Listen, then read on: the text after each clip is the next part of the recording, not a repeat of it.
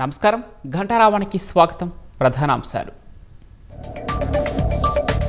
ధవళేశ్వరం బ్యారేజీ నుంచి ఖరీఫ్కు సాగునీరు తూర్పు డెల్టా కాలువకు విడుదల చేసిన మంత్రి దుర్గేష్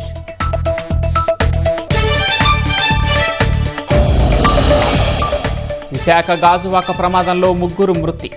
కేజీహెచ్లో క్షతగాత్రులను పరామర్శించిన మంత్రి మండిపల్లి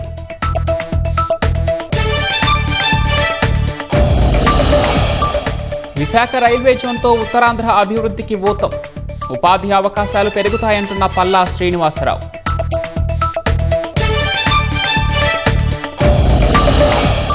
చార్ధామ్ యాత్రికులకు ట్రాఫిక్ కష్టాలు జోషిమఠ్ ప్రాంతంలో వాహనాల రద్దీ